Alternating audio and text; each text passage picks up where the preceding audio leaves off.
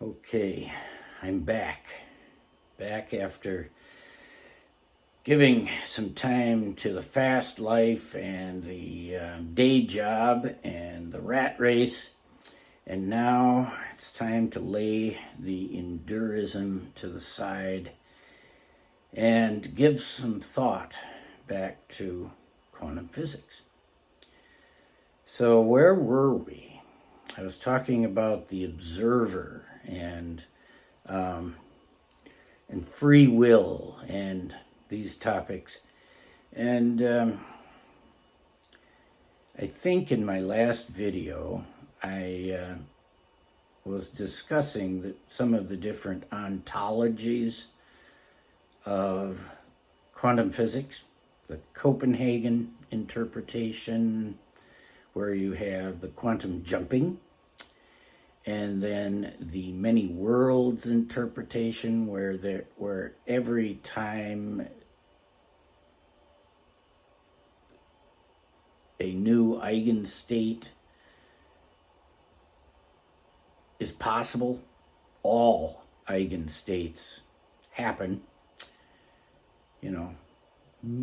Almost what you'd almost say an infinite number of worlds emerge as time goes on.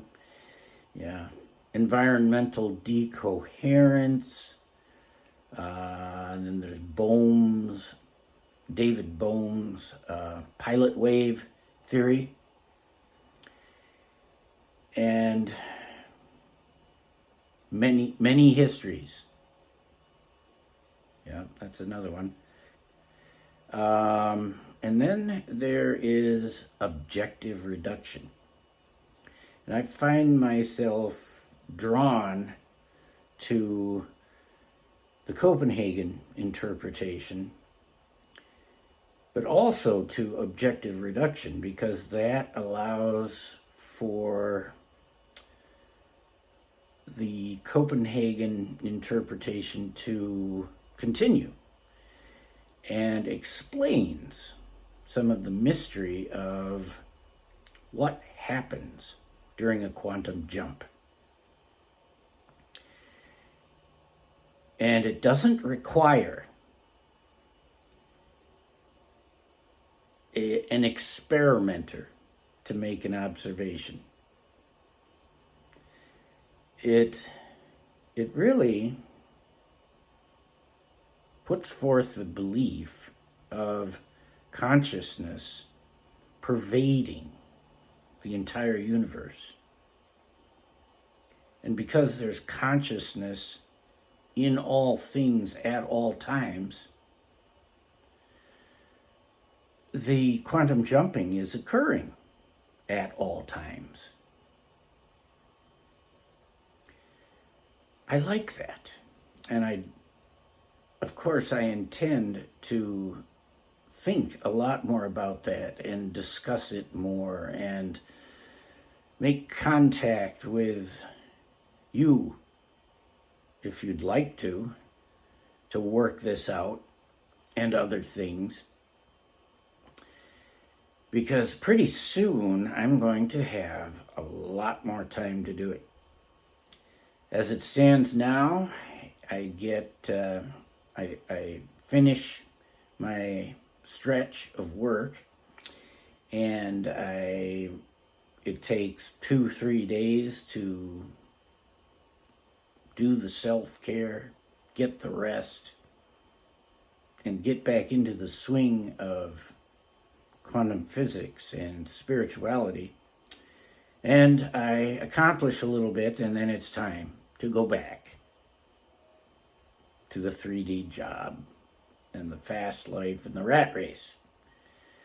So I count myself very fortunate that I get those 7 days off between. It certainly wasn't that way until a few years ago. Before that, I had to work on the weekdays, and sometimes, but not always, I would get the weekends off. And then I never was able to achieve this state where I can effectively think about quantum physics, where I can make contact with Source and even understand that there's something beyond my local egoic existence.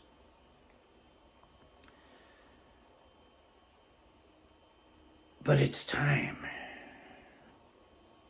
for the transformation. I've had a taste of it. I get a taste of it twice a month. Now it's time to pursue it in its entirety. So I've got one more 7-day stretch ahead of me. And then comes the trust fall. Then comes the manifestation to make room for these vast ambitions, dreams of mine, and to be open to what happens then.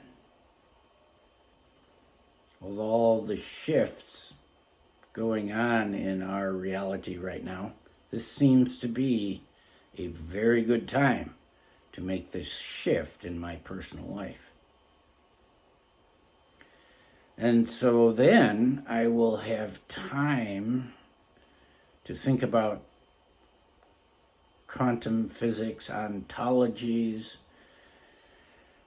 to pursue more deeply some of the differential geometry that I've learned that I have not seen applied in physics yet.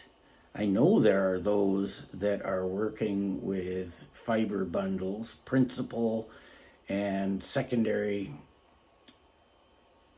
fiber bundles, and studying quantum chromodynamics and looking at the atomic nucleus and nucleons. We have to get into Yang-Mills theory. A lot of stuff that I just haven't had time to deeply study yet. Well, that's going to change. And also, I will be free to open up to some of these esoteric yet probably true things that I only have a small taste of. What do my spirit guides really have to say?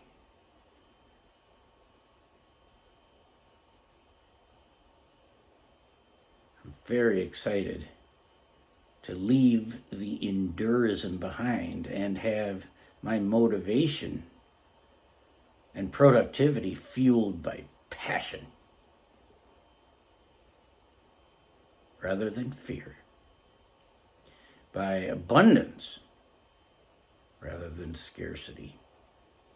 I am really looking forward to that, and it's coming soon. Yeah. Thanks for listening.